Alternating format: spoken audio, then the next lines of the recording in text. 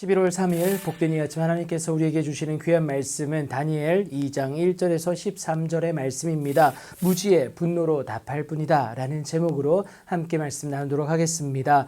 느부갓네살이 다스린 지 2년이 되는 해였습니다. 태평 성대일 것만 같은 그에게 마음이 참 불편한 상황이 찾아오게 되는데요. 꿈을 꾸고는 그로 말미암아 마음이 번민하여 잠을 이루지 못한다라는 겁니다. 그런데 안타까운 것은 그 꿈을 알듯 하면서도 설명을 못하겠다라는 거예요. 이것이 느부갓네살로 하여금 마음을 번민하게 하여 힘들게 했다라는 겁니다. 그렇게 답답한 마음 가운데 있는 왕이 그의 꿈을 자기에게 알려주도록 박수와 술객과 점쟁이와 갈대아 술사를 모두 부르라고 명령하게 됩니다. 그렇게 모인 그들에게 왕은 솔직히 말하게 됩니다. 그래서 갈대아 술사들이 왕이여 그 꿈을 종들에게 이르시면 우리가 해석하여 드리겠습니다라고 말하게 됩니다. 하지만 왕 자신도 모르는 꿈의 내용을 어찌 그들에게 말해줄 수가 있겠습니까? 그렇게 답답한 마음으로 왕이 이미 말했는데도 이들은 제대로 알아듣지를 못하고 다시금 요구성 질문을 하게 됩니다.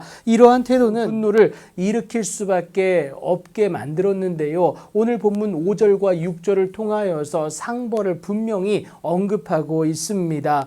갈대아인의 모든 술사들은 이제 발등에 불이 떨어졌습니다. 바벨론의 대표 지혜자 그룹이라 자처했지만 지금 왕의 요구를 들어줄 수가 없습니다. 이해도 되는 것이 그 꿈의 내용조차 모르는데 어찌 해석할 수가 있겠습니까? 그래서 이제 갈대아 술사들은 죽음을 무릅쓰고요. 원하건대 왕은 꿈을 종들에게 이르소서 그리하면 우리가 해석해 드리겠다라고 재차 요구하게 됩니다. 강대국의 지혜자들의 대표 주작격인 그들의 체면은 이미 바닥에 떨어졌습니다. 하지만 이것을 해석하지 못하면 죽을 위기인데도 그 꿈의 내용을 모르니 답답한 마음에 여전히 요구할 수밖에 없는 것이죠. 답답한 건 왕도 마찬가지였습니다. 그 답답함이 폭발하면 분노로 분출될 수밖에 없습니다. 내가 분명히 아노라 너희가 나의 명령이 내려졌음을 보았으므로 시간을 지연하기 위한 술수에 불과하다라는 겁니다. 너희가 만일 이 꿈을 내게 알게 하지 아니하면 너희를 처치할 법이 오직 하나다. 이는 너희가 거짓말과 망령된 말을 내 앞에서 꾸며 말하여 때가 변하기를 기다리려 함이 아니냐. 이제 그 꿈을 내게 알게 하라. 그리하면 너희가 그 해석도 보일 줄을 내가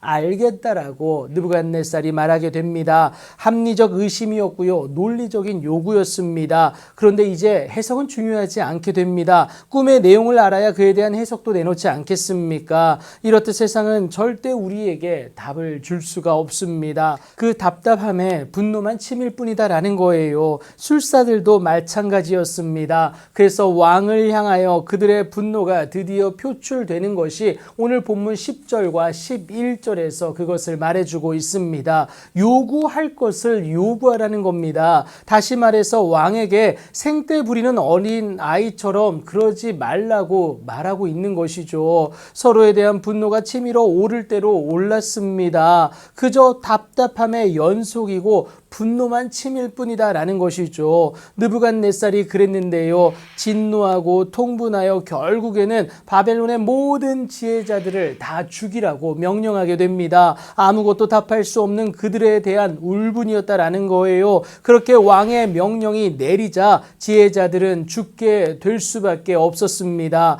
그리고 그 그룹에 속하였던 다니엘과 그의 친구들조차 죽이려고 찾아다니게 됩니다. 꼼짝없이 죽음 앞에 굴복할 수밖에 없는 상황입니다. 근동의 패권을 쥔 바벨론의 왕은 곧 법이나 다름이 없었습니다. 그럼에도 그들의 위협 가운데에서도 이겨낼 수 있는 이유가 그들에게는 분명히 있었는데 바로 하나님이다라는 거예요. 분노는 하나님 없는 자의 어찌할 수 없는 전형적인 모습이다라는 거예요. 피조물인 인간이 가지는 지식을 비롯한 모든 것에 대한 한계 때문임을 우리는 잘 알고 있습니다. 하지만 우리 하나님을 알고 있다면 분명히 그 답은 보일 수밖에 없습니다. 그 답을 그렇게 하나님으로 찾아내는 여러분들의 귀하고 복된 오늘이 되길 예수님의 이름으로 축복합니다.